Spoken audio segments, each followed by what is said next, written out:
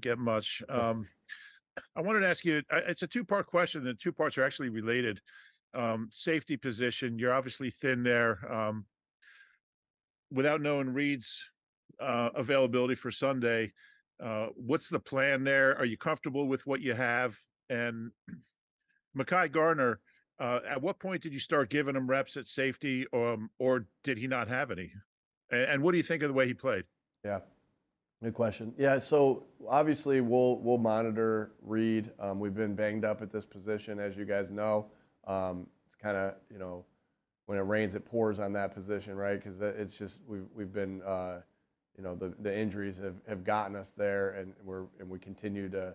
But our guys, our defensive coaches did a really nice job of getting Mekhi reps with these last couple weeks. He's been doing it for the last couple weeks, and that's you just got to be able to do that with guys consistently throughout the year. Just because you're limited in the amount of players you have, you're limited to the amount of guys you can have up on game day. And so, good job by Mekhi. I thought he did it. I thought he did a nice job. I mean, he hasn't played a lot of safety outside of practice, so I thought he did a nice job under the circumstances, and he'll continue to improve. But one thing he does have, and I credit Howie and his staff to of what they look for, and what and us being on the same page of what we look for. They look for guys with traits, and Mekhi's big, strong, can run, and so he did some nice things in preseason there at corner. And so, you can work with guys like that. And so Mekhi came in and did a nice job in his first, his first reps at safety. So, yeah, we'll have some, hopefully we get Sydney back. We'll see. Again, don't like to get too much into that because I don't know yet. And there's a lot of week to be left to play until we have to make that decision or see if he can. But hopefully we're getting a couple guys back and feel good about it. And we'll see. I know how he's always working to put ourselves in great spots as far as personnel goes. Go ahead, John, and then Dave. Hey, Nick. Obviously, it's difficult when you lose a player like Lane Johnson in game. Curious though, why there wasn't more of a shift away from 11. You guys played I think over 80% 11, and when you lose a player like that, was there any thought of playing more 12 or even 13 to help? I guess I wouldn't. I guess what do you? I mean, I think I know what you're going at, but I don't know if the 11 to 12 to 13, right? Just more help in the blocking aspect to try to give Jack a little bit more help. Yeah, that might not. Those personnel groupings might not necessarily equal what you're suggesting. But as far as the more help, again, we got a lot of faith in Jack and the things that he can do, and we've won a lot of big games there with him playing. Of course, you're always going to look at it and say, hey, could we have done more here, done more there? There's different types of help that you can give to a defensive or an offensive line.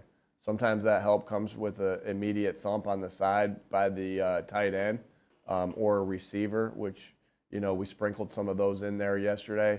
And sometimes the thump help or the chip help or whatever you want to call it comes from the back. And so when it's coming from the back, and some of those were the calls too as the game progressed.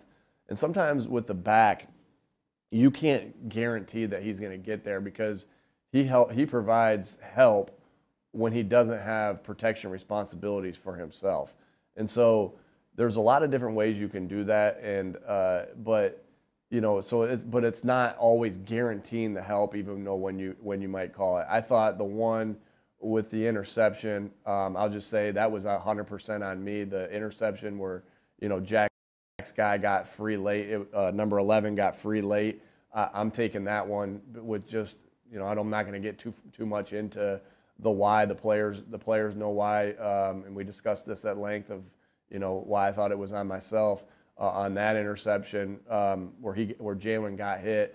But I'll take that one with the way the design of the play was on that one. So, but otherwise we were giving them some help here and there. Again, you can't always 100% guarantee that he's going to get that help. Go ahead, Dave, and then Tim. Hey Nick, getting a chance to watch back that final drive with 146 left. What went wrong there, and why weren't you guys able to move the ball a little bit? You're saying the last 4 plays? Yes. Yeah, again, it's always going to be into they're sinking out underneath stuff, forcing you to check it down, forcing you to go the long way down the field. And we did the one we had the first one to AJ. I'm actually probably more glad that was incomplete. So it takes a hit off AJ. It stops the clock. The second one, got a little bit of pressure off that right edge. We're on that particular play. The third one we completed underneath to Devontae, similar to the AJ one, and then the fourth one on fourth down. Hey, they're sinking out underneath everything and had everything kind of in front of them. Where we had to go past the sticks, and that one we didn't want to check it down in that situation. Being 4th and 7 or 8.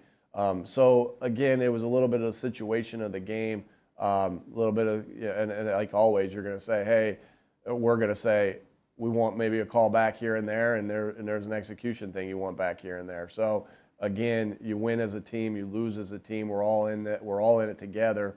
And so there wasn't one thing I could say. I kind of just tried to explain to you every single play. But there wasn't anything I can say, hey, this was the case. It was, again, when it's not going right, it's going to be hard to say it's all on, one thing. And in that case, it wasn't. It was on a bunch of different things.